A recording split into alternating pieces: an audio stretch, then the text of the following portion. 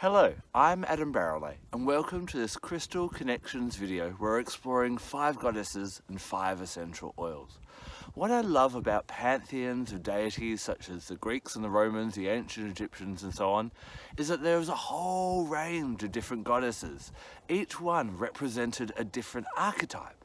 You know, if we just had one goddess, say Aphrodite, we may not all be able to relate to that gorgeous kind of sumptuous woman all of the time. But having different goddesses like Vesta or Juno or Persephone allows us to connect with a different energy, call that in and use that as a source of empowerment.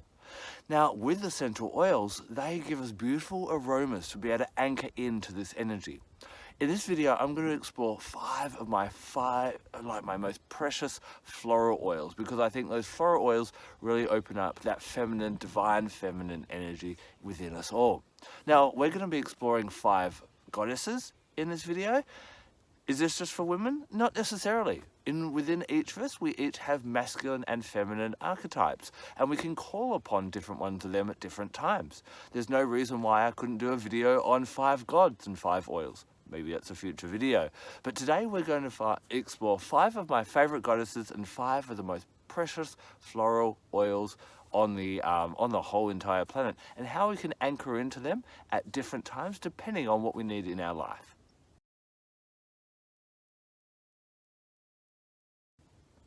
Aphrodite, also known as Venus, was the goddess of love and beauty. And what I love, and when we can anchor into her, is she wasn't someone who went around chasing her lovers. She laid there, or sat there, or waited for them to come to her. Aphrodite teaches us to awaken our own magnetism. A lot of the time we're in an electric state or a pursuing state. You know, I'm sure you've had people in your life that kind of are too much pursue, go, go, go, go, go, and we exhaust ourselves. We're told in life, if you want something, go get it. But sometimes we need to just sit back and allow things to come. We have to believe that we are good enough and deserve things to come, and Aphrodite teaches us to do that. She's great for our self-esteem.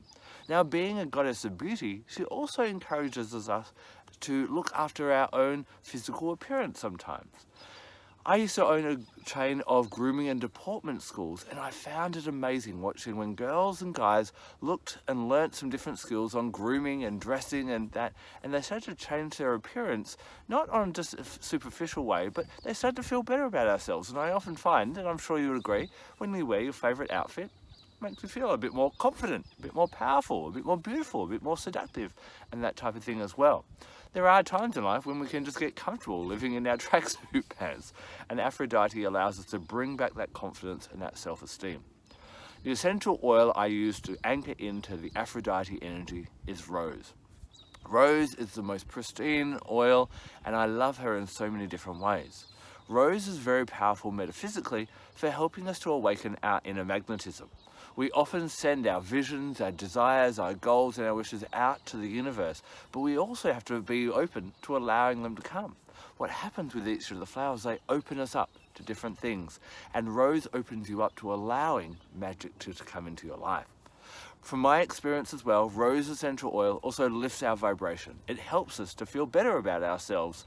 When people work with rose essential oil, they feel more confident, they feel more vibrant, and just like Aphrodite, they allow us to shine and be at our best. So whenever you need to call upon your inner Aphrodite or your inner Venus, become that goddess of unconditional, radiant love and allowing great things to come into your life, whether it be love or some type of abundance or whatever else you desire. Anchor into rose essential oil, and it will really help you to pull in that energy.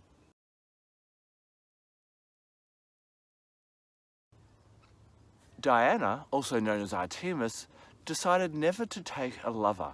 Instead, she preferred to hang out in the wilderness, in the woods, with her band of women.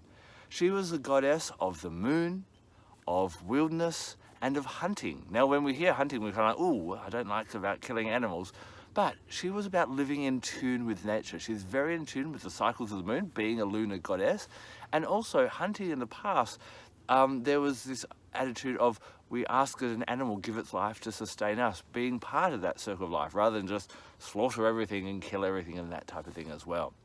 When we need to tune into our own magic, to tune in back to the magic of nature, the cycles of the moon, the cycles of being with our same gender, our sisterhood or our brotherhood, when we need to live in tune with nature a bit more, I find Diana is a really amazing goddess to call upon and tune into. She's an amazing one when the moon is full especially.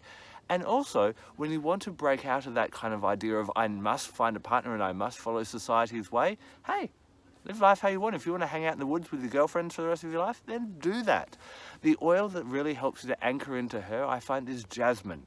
Jasmine is a magical essential oil. And when we think about the flowers, they blossom at night like the shape of a star. So when we have a field of jasmine flowers, we have a field of stars below, and a field of stars above us, mirroring that. So jasmine helps to bring down that galactic energy onto the earth. When you want to connect with the magic of this planet, the magic of nature, the magic of the full moon, and jasmine is amazing to work with on the full moon, and bring in that Diana energy when you want to be an independent woman and not do what society expects you to do, or an independent guy of course, and you want to live life your way, then jasmine and Diana are great to work with.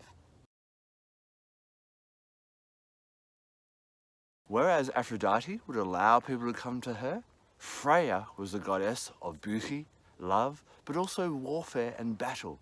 She rode across the sky each day in a golden chariot pulled by two large cats. This was a goddess who went after what she wanted and conquered it. So sometimes we need to kind of sit back and allow different things to come to us and tune into that Aphrodite energy.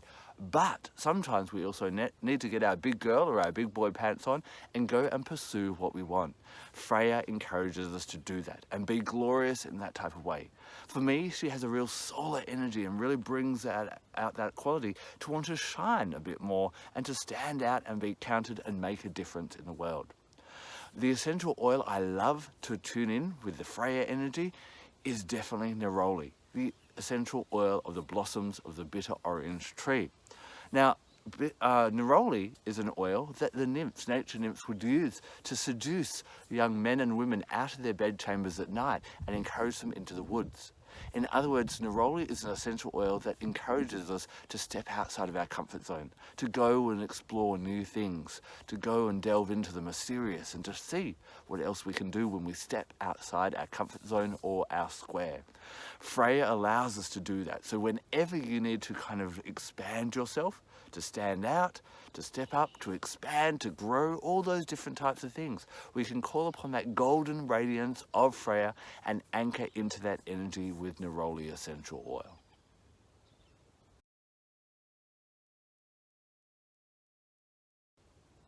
Hecate is one of my favourite goddesses to work with. She is a crone goddess. She is known to be associated with the cycles of the moon, but I find her especially powerful around the dark and new moon. She is the goddess of wisdom, of knowing all answers, of spellwork, divination, and witchcraft. She is a powerful goddess that we tune into whenever we want to find answers to what we should do in our life.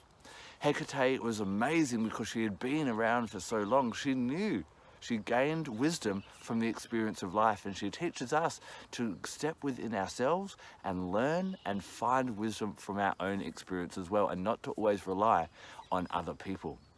What I love to do with Hecate is I love to tune in with her around the dark moon or the new moon, that time when we look at what's happened in the last lunar cycle.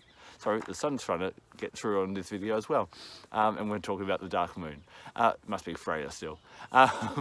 So what I'll do on the new moon is I'll sit and I'll call in that energy of Hecate, and I'll reevaluate what's happened in the last lunar cycle. What worked really well in the last lunar cycle, and do I want to keep as wisdom to keep benefiting in the future? And what didn't work, and do I want to let go of? The dark moon is a great time to do this. The essential oil that I tune into to bring in that Hecate energy, and I love it, it's one of my favorite new moon energies, is magnolia. Magnolia is a very old species of tree, 95 million years old in fact. It used to be around before they had bees. Beetles used to pollinate it. So Hecate really has that real aged energy, as does magnolia. Magnolia also has a very gentle, contemplative energy. It's very relaxing, more relaxing so than lavender in many cases. It encourages us to go within, be silent, be quiet, to step back and to find our own answers and to find our own truth and own wisdom. When you're feeling a bit lost and a little bit in the dark, instead of trying to get out of the dark, relish that darkness. That's where the answers are. Just find the stillness with Hecate, with Magnolia, and if you need to, grab your runes, your tarot cards, your oracle cards, your pendulum, rely on that divination and find the answers yourself, because you probably already know them and just looking for confirmation. From ancient Egypt was the goddess Isis, and I absolutely love Isis. She's the only goddess who's actually appeared to me in dreams, and I've actually got her wings tattooed on my back.